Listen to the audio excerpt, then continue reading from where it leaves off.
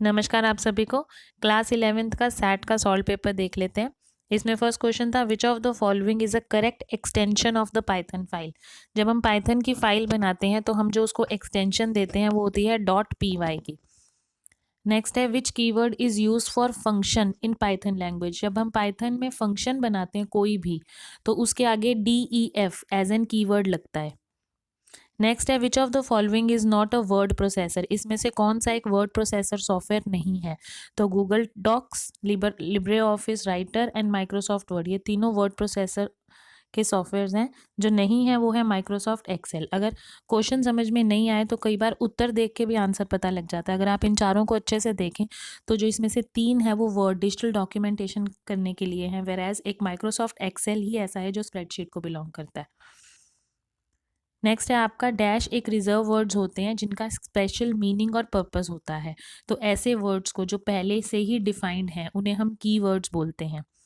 List dash sequence है, जो list है 1 2 3 4 वो एक ऑर्डर्ड सीक्वेंस होती है। नेक्स्ट है आपको पाइथन एक्सप्रेशन दिया हुआ है। पाइथन एक्सप्रेशन सिर्फ कंफ्यूज करने के लिए लिखा हुआ है। आप इसको देखें तो आप मैथ्स में भी ये कर चुके हो। इसमें बोर्ड मास रूल लगता है।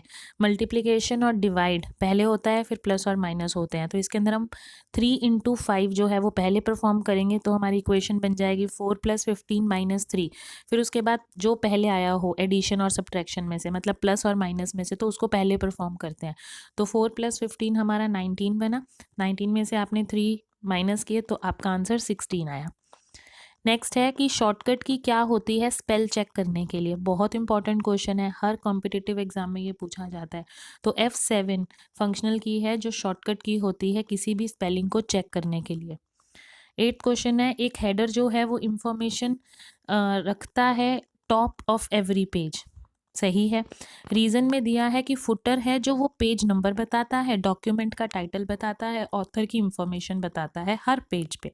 तो बोथ असर्शन और रीजन्स जो हैं वो ट्रू है, और जो रीजन है वो करेक्टली एक्सप्लेन है असर्शन का। नेक्स्ट है आपके very short answers. What is Python. Python एक ऐसी प्रोग्रामिंग भाषा है जिसका हम इस्तेमाल वेब एप्लीकेशन, सॉफ्टवेयर डेवलपमेंट और डाटा साइंस के लिए करते हैं। इसका जो निर्माण हुआ था वो 1989 में हुआ था गुडियो वन रासम के द्वारा। नेक्स्ट है what are 2 membership operators in Python. इसमें सिर्फ आपको नाम लिखने थे 2 मेंबरशिप ऑपरेटर्स के। तो वो 2 ऑपरेटर्स होते हैं in operator and not in operators. In operator एक ट्रू कमांड होती है और नॉट इन ऑपरेटर एक फॉल्स कमांड होती है। नेक्स्ट है एक्सप्लेन एंटरप्रेन्योरशिप्स। तो ये एक संगठन की आरंभ करने की एक भावना को कहते हैं। इसमें नवाचार, आर्थिक विकास और सामाजिक परिवर्तन के पीछे बहुत सारी चीज़ों के ऊपर काम किया जाता है। नेक्स्ट 12th क्वेश्चन है what are user defined and built in function. अगर आप पाइथन की वीडियोस को अच्छे से देखें, बहुत अच्छे से एक्सप्लेन किया हुआ है डिटेल में। यूजर डिफाइंड फंक्शंस वो फंक्शंस होते हैं जिसे आप नाम देते हो, वेयर एज जो बिल्ड इन फंक्शंस हैं वो ऐसे फंक्शंस हैं जो पाइथन के अंदर ऑलरेडी डिफाइन है और उसे हम उसी काम के लिए यूज़ करते हैं जिस काम के लिए वो बने हैं। तो कुछ उदाहरण लिखे हैं, जैसे यूज़र डिफाइंड में आप एग्जांपल दे सकते थे DEF एज एन कीवर्ड लगता है फंक्शन के नाम। ग्रीट फंक्शन का नाम है जो मैंने दिया है, तो ये यूज़र डिफाइंड फंक्शन हुआ। जबकि हमारे जो बिल्ट इन फंक्शन है वो बहुत सारे हैं, कुछ मैंने लिखे हैं यहाँ पे। जैसे कि प्रिंट फंक्शन है जो प्रिंट कराने के काम आता है, सम है जो टोटल करने के काम आता है, मैक्सिमम बड़ी वैल्यू निकालने के लिए, मिनिमम छोटी वैल्यू के लिए। नेक्स्ट 13 क्वेश्चन है what are the features of Python programming. तो आप इसमें थोड़ा सा पाइथन को एक्सप्लेन कर सकते हो और फिर आप उसके फीचर्स बता सकते हो। मैंने 5 फीचर्स लिखे हैं, आपने कोई 3 भी एक्सप्लेन किए हैं तो आपको फुल मार्क्स मिलेंगे। आपको इसे एक्सप्लेन करके आने, सिर्फ नाम नहीं लिखने हैं। तो जो पाइथन है वो ईजी टू लर्न है, ईजी टू मेंटेन है, पोर्टेबल है। जब भी पोर्टेबल शब्द आए या प्लेटफॉर्म इंडिपेंडेंट आए उसका मतलब होता है कि ऑपरेटिंग अलग अलग ऑपरेटिंग सिस्टम्स पे ये चल सकती है। ओपन सोर्स है, फ्री में मिलती है, गूगल से डाउनलोड हो जाती है। GUI सपोर्ट है, GUI होता है ग्राफिकल यूजर इंटरफेस, सपोर्ट्स इसमें होते हैं। नेक्स्ट है आपके लॉन्ग आंसर टाइप क्वेश्चन। इसमें पहला क्वेश्चन था what is list. Important question है आपके board exam, simple annual exams के लिए। अब पाइथन में जो लिस्ट है हम उसका उपयोग तब करते हैं जब हमें बहुत सारे टाइप के डाटा को एक सीक्वेंस में स्टोर करना हो। उदाहरण के तौर पे हमने एक लिस्ट ली है L1, हमने उसमें नंबर दिया 1 2 3 4 5 6। तो अब ये जो एक नंबर है वो 0 इंडेक्स वैल्यू पे सेव होगा, फिर जो 2 है वो 1 इंडेक्स वैल्यू पे सेव होगा and so on.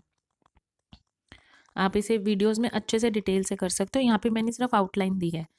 3 built in functions इसमें आप मेंशन कर सकते हो। जो भी आपकी लिस्ट है उसकी लेंथ निकाल सकते हो। लेंथ का मतलब होता है कि टोटल नंबर कितने हैं लिस्ट में। आप मैक्सिमम वैल्यू निकाल सकते हो लिस्ट में से और मिनिमम वैल्यू निकाल सकते हो। नेक्स्ट है आपका explain while loop, write it syntax and flow chart.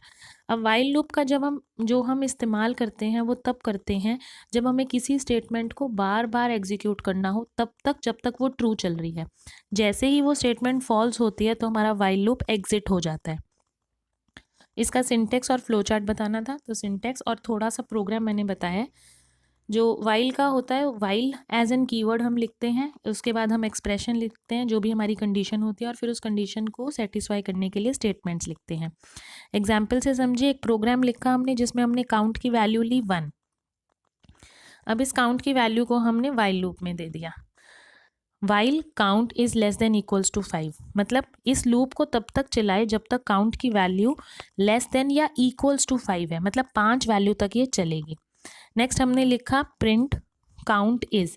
अब ये जो हमने यहाँ पे जब भी हम डबल कोटेशंस में प्रिंट के साथ कुछ लिखते हैं तो वो एज इट इज प्रिंट होता है, और इस ब्रैकेट में हमने जो काउंट लिखा है उसमें काउंट की वैल्यू आ जाएगी।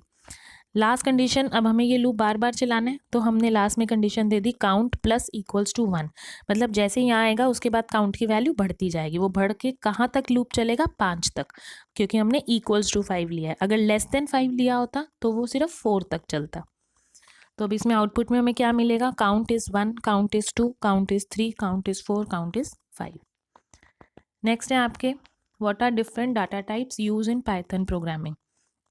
तो जो डिफरेंट डाटा टाइप्स हमने पढ़े हैं, बुलियन डाटा टाइप्स होता है जिसमें सिर्फ 2 ही वैल्यू होती हैं, 0 और 1। नंबर डाटा टाइप होते हैं जिसमें 2 वैल्यूज़ होती हैं, इंट और फ्लोट। इंट आपके सिंपल नंबर्स होते हैं 1 2 3 4, और फ्लोट में आपके डेसिमल वैल्यूज़ आती हैं, दशमलव वैल्यूज़ बोलते हैं।